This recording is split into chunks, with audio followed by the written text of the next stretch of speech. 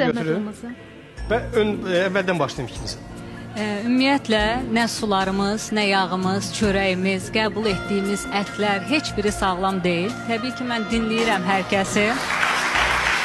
Özüm qida üzrə də geniş araşdırmalar apardığıma görə su ilə bağlı marka adı çəkməyəcəm. Azərbaycanda satılan suların yalnız və yalnız ikisi içməyə yararlıdır. Qalanlarını heç bəylərimiz yəqin maşından istifadə edir. Heç maşınına belə tökməyə yaramır ki, o qədər çox codluluğu var. Bunu öz araşdırmalarınızı əsasən bildirirsiniz. Mən ona görə deyirəm ki, yəni aparmışam, onun ikisi hələ onlara nisbətən yaxşıdır. Bu araşdırma necə araşdırmadır?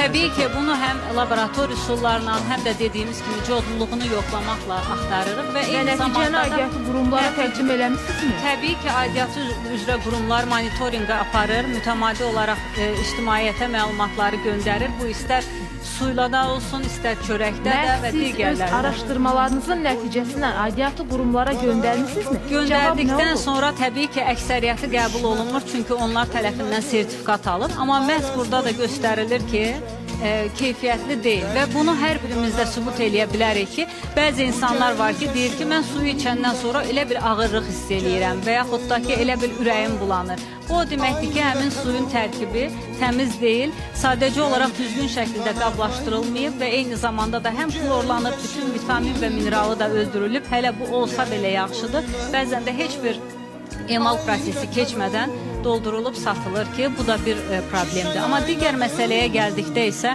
bugünkü bu ürək tutmalarıdır, ürək damar xəstəlikləridir, müasir dövrümüzdə cavanlaşan ölümdür, xərçəng xəstəliyidir, eyni zamanda autizm, Down sindromlu xəstəliklərin sayının sürətlə çoxalması birinci növbədə qidadır. Nəyə görə qidadır? Çünki qidalarımızın tərkibi tamamilə sıradan çıxıb və eyni zamanda da dünyada güclü qüvvələr var ki, dərman şirkəti ilə qida şirkətləri var ki, bütün hər yerdə satılan, bunların başında bir adam durur. Və həmin qidalarla xəstəliyi yaymaqla digər xəstəliklərin də dərmanları satılır. Nəyə görə əvvəllər bu qədər autizmli, Down sindromlu xəstələr yox idi? Çünki geni dəyişdirilmiş orqanizmli məhsullar yox idi.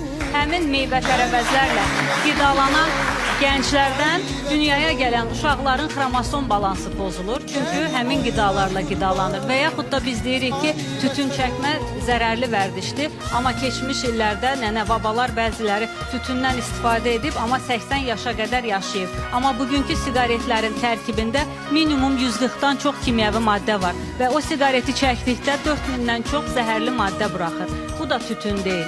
Və eyni zamanda da bu yağlara da aid eləyə bilərəm ki... Sizin su ilə bağlı olduğu kimi tütünlərlə də bağlı bir tədqiqatınız varmı? Ümumiyyətlə, bütün qida məhsullarından çalışdığımız qədər tədqiqat aparırıq və eyni zamanda da zərərli vərdişlərin ən birincisi, ən zərərlisi, hətta narkotikdən belə zərərli olan tütünlə bağlı da çox böyük layihələrimiz var. Bundan həm araşdırma aparmışıq. Nəticələr təbii ki, təqdim etsək belə biz yenə əsasən maarifləndirmə tərəfinə yönəlirik. Çünki bunun hər biri üçün müvafiq qurumlar var.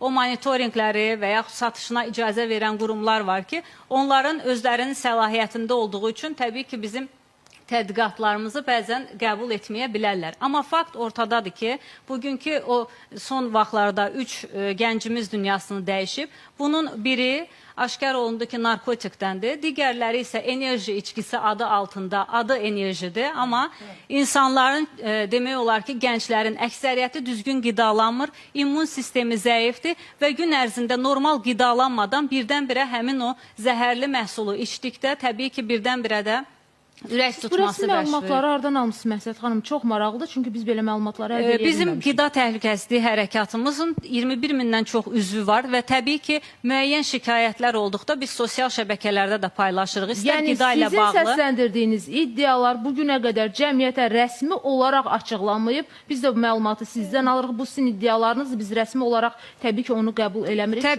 Təbii ki, mümkündür qəbul etməməyiniz, doğrudur. Ancaq yəni olanların yaxınları ilə biz əlaqə saxlayırıq və keçən aylarda da başqa bir gəncimiz ürək tutmasından vəfat etmişdi və göstərmişdi ki, mən gecə səhərə qədər işim var idi, görməliydim. 2 enerji içkisini bir dəfəyə içib, ondan sonra ürək tutmasından vəfat etmişdi və bunların hər biri təbii ki, statistikada göstərilməsə də, bəzən Həkimimiz də çox gözəl qeyd elədi. Bəzən olur ki, ölüm səbəbini göstərirlər fərqli şəkildə və yaxud qida zəhərlənməsi heç vaxt tam dəqiqliklə göstərilmir ki, hansı qidadan zəhərlənib. Və yaxud bugün palma yağından bütün qidaların tərkibində görə bilərik. Şokoladların, peçenyələrin tərkibində, eyni zamanda trans yağlardır, margarinlərdir, spreadlərdir. Bütün bunlar hamısı orqanizmdə həzm olmur.